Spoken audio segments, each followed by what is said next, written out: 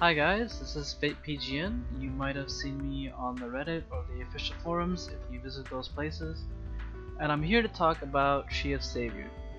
Now, a lot of questions have been asked, and I've seen a lot of things being thrown around about stuff that beginners should know about the game, so I thought I'd explain a couple things. First off is the lodge system, which a lot of people have asked about. What is the lodge system?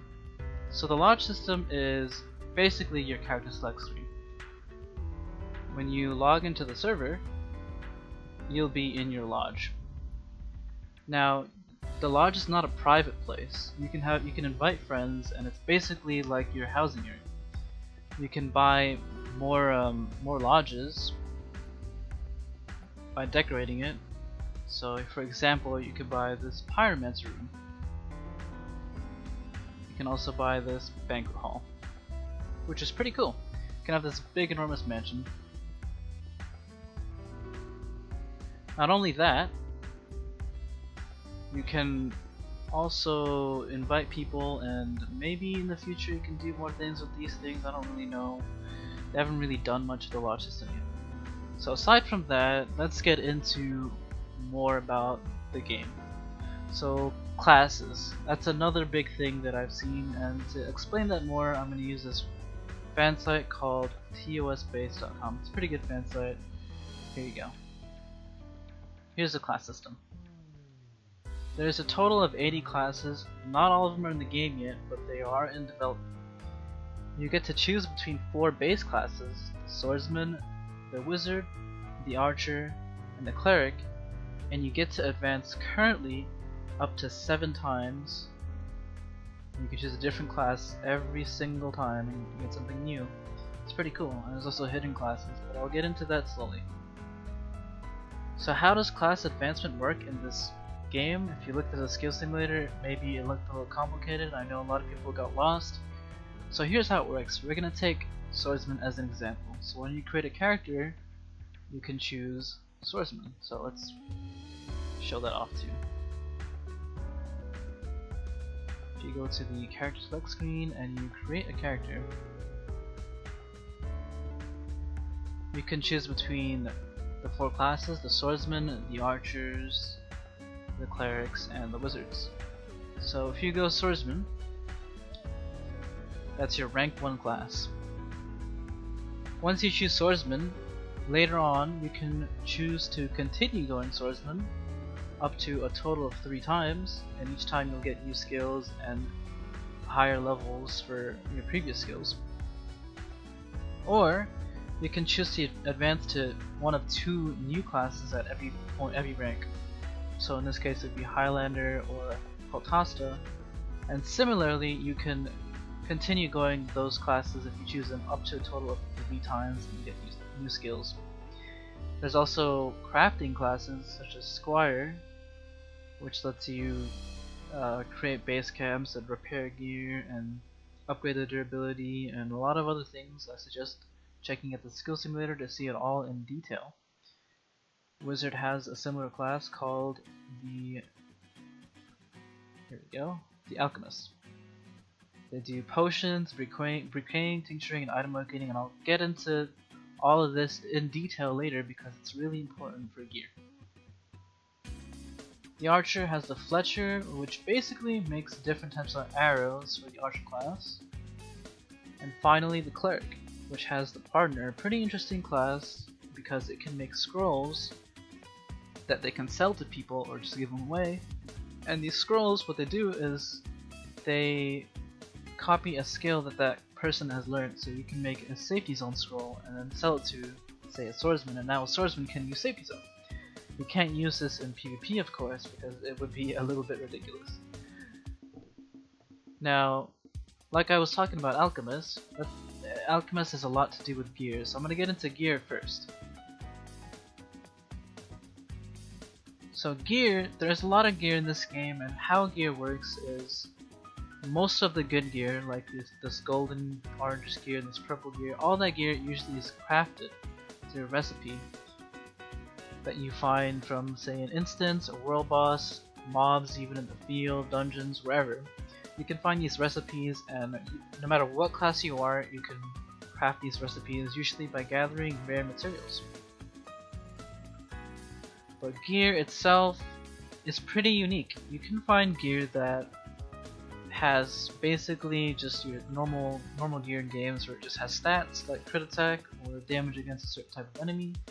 But you can also find unique gear like this Shark Cutter, which does bonus damage to enemies that are bleeding. Gear can also be upgraded in a variety of ways. First up is gear that can be upgraded through enhancement.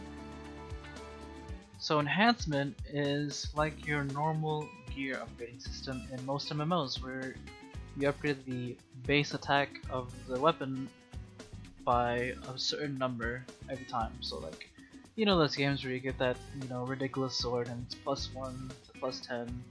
So in this game, you can get your gear all the way up to +15. So to do that, you buy these anvils from the item merchant. And it's really cheap. It's around 300 silver, which is like, I'm level what, 19, and I have like 5,000 gold. So it really didn't take long to make that much money. You can make millions pretty easily. So what you do is you buy, I'll upgrade a piece of weapon to show this off. Pressing too many times. So you buy an anvil, and how it works is you select what you want to use the anvil on. Let's say this sword. No, I can't. Let's say this amulet. So I have to hit it 3 times and pay a certain amount of money. I accidentally put that on the item merchant there, but there you go. Now the item is +1. This can go up to a total of +15. So if you check the database website out, you can see exactly how effective that is. There you go. And as you can see, once you reach +10, it stops at 51% success rate. So it doesn't really go lower. So if you've played those games where you have like a 0.1 success chance, it's not really that bad. It's always above 50% chance to upgrade your gear, so it's pretty cool. That's not the only way you can upgrade your gear. There's also the gem socketing system. And this is also common to MMOs in general, and you've probably seen it around. And what it does is you go to the blacksmith first off, and you pick a piece of gear and you add a socket to it. Now, whenever you add a socket, it loses a potential. So every piece of gear has a set number of potential. This beginner weapon has a total of 3, so I can mess around with it 3 times. Every time I add a socket, I lose 1 potential. But I also have a socket to put a gem into, and gems give you like stats, basic stats, substats. Similarly, if I try to upgrade my weapon and I fail to upgrade, I'll also lose 1 potential. There's also monster gems, which I don't have any of them, and basically what they do is they add +1 to one of your skills. Now back to the alchemist. The alchemist can do things with your gear in terms of upgrading, and it's really important. First up is Awakening, and what Awakening does is an alchemist opens up a portal to another dimension, which is basically a dungeon, and you complete the dungeon to awaken a hidden option in your gear, and it's always randomized. If you fail the dungeon though, you lose a potential and have to do it again. There's also Bricane, which is when you combine items together and you get bonus, minimum, and maximum attack. But it can also go negative, so be careful with that. And that pretty much covers up what you can do with gear. So I've gone over the classes, I've gone over the gear, and the next biggest thing people have asked about is the cash shop. Now keep in mind that I am playing the Korean version of the game. So the cash shop is subject to change and localization, but I don't think much will happen. So first off is the TP, the TP tokens, which is basically like subbing to the game. You sub to the game and you get things such as 30% more EXP, 2 more dungeon runs, plus 3 movement speed, and your auction house taxes are less, and you have to put more things in the auction house in general. I don't know what else it might have on the NA version, or the international version, so we'll have to wait and see. There's XP books, which just give you, I believe, 20% more, 30% more XP for 1 hour. They're incredibly cheap on the KR version, 9 TP.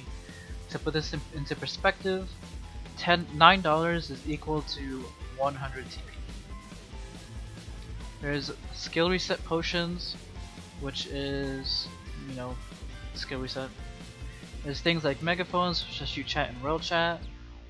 Now this is a 1 TP cost, and what you should know is that every 4 hours you generate cash shop currency up to a total of 5. So you can buy these megaphones, these soul crystals, which you revive on the spot, and these warp crystals, which you can warp to anywhere. Keep in mind that warp crystals can also be bought, warp scrolls rather, can be bought from the item merchant. But these warp scrolls only let you warp to a town, in this case Clypeda or Orsha, the 2 main starting cities. You can also get one in Fedimian when you reach that point, or Famidian. Finally, the cash shop has cosmetics. For the most part, this is actually most of the cash shop. You can change your hair to a basic hairstyle again, or you can buy a premium hairstyle, which is pretty expensive for the Korean version, and not all that great in my opinion, but if you like it, you like it. There's also costumes you can buy that are specific to your class. So for swordsman, there's only 1 male swordsman costume currently, and there's more in development, but this is the only one. There's also archer, wizard, and cleric costumes. These 2 are pretty new, and they're adding more. So that's pretty much most of what I wanted to go over. If you guys have, actually, you know what? There's one more thing that people talk about, and that's PvP. How does PvP work? What does this game offer? A lot of people compare it to a similar game called Ragnarok Online, and they want to know if it has similar PvP systems. What I will say is that there is a arena PvP system where you can queue up and do some 5v5s or 2v2s, and there's a ranking for it, and even a statue for the top 5 players in one of the main cities. That's not the only form of PvP. While there is an arena system, there's also a guild PvP system. How guild PvP works is you create a statue in, not a statue, but a tower, a guild tower, anywhere in the field, and another guild can walk up to it and declare war against your guild. When you declare war, what happens is your whole guild is set to open PK with the other guild, so in the fields, it's just literally open PK. A lot of people enjoy that, and only guilds in war can PK each other. So it's like if you're not in a guild and you're not in a guild and you're not in a war, you're not PKing anybody. And this is the thing you need to make a guild tower. It costs 1 million silver, which is actually really cheap once you get to there. Once you get to that point. Now, while these are the only things in the game, there is a lot more coming in terms of guild PvP. If you have suggestions for guild PvP, they actually read the forums and take the suggestions in, so I recommend checking the forums out. I know there's some type of ranking system coming with guild PvP where you earn cash shop currency for being one of the top 10, so that'll come in at a later date. Anyway, that's all I really wanted to go over. If you have questions about the game, if I didn't go over something you had a question about still, leave a comment in the description, and leave a comment in the comment section, obviously. And I won't be making too many of these YouTube videos because I'm not big on YouTube, but I do a lot of streaming, and we'll be streaming Tree Savior on Twitch, so that'll be in the description as well. You can visit me there and ask questions there, and I like answering questions, so I'll be streaming a day before early access starts, answering questions